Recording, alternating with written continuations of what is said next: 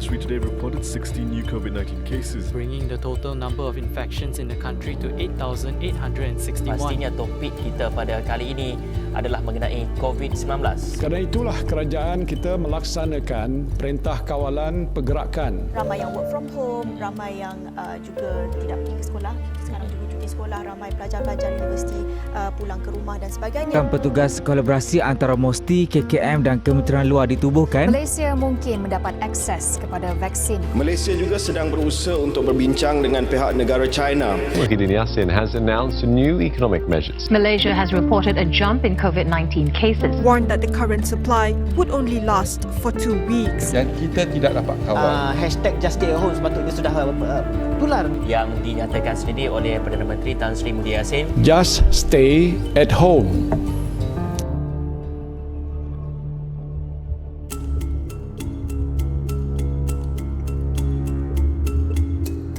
The city that once was bustling with life and energy was now quiet. Only essential service personnel filled up the streets, as well as those who tried to escape the confines of their own home by grocery shopping. It's almost forgettable that just a few weeks before, Malaysia was thrown into slight chaos. A lot of people went into panic buying. And there's quite a number of people actually travel interstate. And while people tried to get out, some were trying to get back in. The situation in the UK was actually pretty dire already. I actually have a chronic illness called endometriosis. One of the concerns was that I would not get the healthcare access I need during the time of a pandemic. I think the mask itself would be something that people use. We get haze, we got air pollution all the time that people also will be using the mask. We could see a lot of changes that might happen after this whole MCO and COVID is over. People might be a bit more aware about being more hygiene, and these things could maybe be something that is a requirement.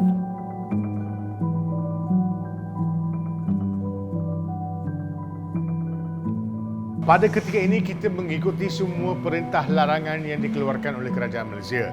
MCO sedang berlaku sekarang. The MCO period is going on and we cannot open our restaurant and to let people come inside to eat.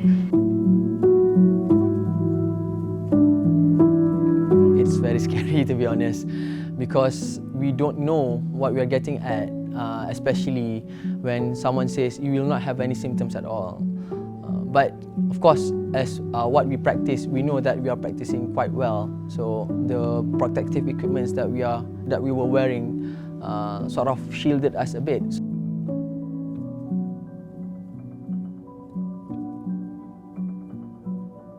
Well, I don't see myself as a hero because this is my job. This is my work.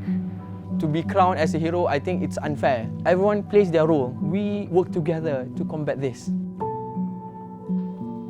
Actually, the people are the frontliners because the doctors and the healthcare workers are actually the last line of defense. Dia ni highly infectious, but is it severe to our health?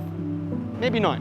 Kita takut kita akan menjangkiti orang yang lebih tua ataupun orang lebih sakit. Most of the severe cases are 65 years old and above. They have underlying diseases. But of course, other sectors are facing similar dilemmas. Retail has dipped about 90%. Some restaurants have decided to just shut down. Ada banyak syarikat yang kecil yang takut sama ada dia boleh menangani masalah kegawatan ekonomi yang akan kita hadapi selepas MCO COVID ini dihabiskan. The F&B sector account for 4 million jobs in the country, and these are the guys who are running the small restaurants, the small burger places, the small Chinese places. It's for the greater good, I guess. If all F&B operators insist on running, there won't be an end to this. Ekonomi Malaysia dijanakan oleh kedai makcik dan pakcik dan semua yang kecil-kecil. It's in those moments when your back is against the wall that you realise what you're capable of and what you can do and how creative or how resilient one can be. A bit tough but I understand that there are hawker owners who rely on that daily income. It is not easy for them to say, okay, I shut down for the greater good, because doing that as well means that they don't eat.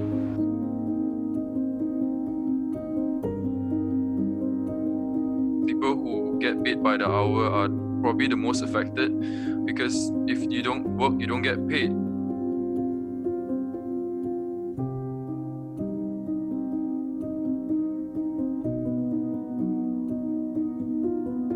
The bottom 40% of Malaysia has a reported mean income of only 2,848 ringgit, and roughly 90% is spent on day-to-day consumption. They never had the means to survive a shock, let alone a pandemic. The government themselves were trying their hardest, taking steps to help as many people as possible, including the homeless, orang asli, and struggling communities. In many cases, NGOs and companies were working hand in hand with the government to distribute food and resources to ill-stricken areas. There are aids, but they are trickling in, and as they trickle in, we start to step out and prioritize for other areas. Short-term relief efforts seem to be working, with generosity and unity leading the drive. Certain aids are very specific, so not everyone would be probably registered to even receive an aid. Some of them might have to be registered with LHDM, or they might have to be registered with BSH, Bantuan Sara Hidup, or open system registration, where you have to register and then they verify you. But how many of them have got this access? How many of them actually has got this literacy to know that there's an aid being provided to them? Let's not even talk about computers. Some of them don't even have smartphones. So how are they going to apply? 83% internet penetration in Malaysia is impressive, but we tend to forget how large the remaining balance actually is.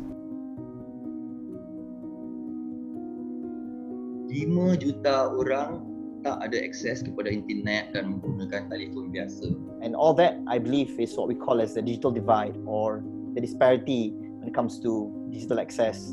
It's due to birth lottery. It's due to part of Malaysia that you're living in.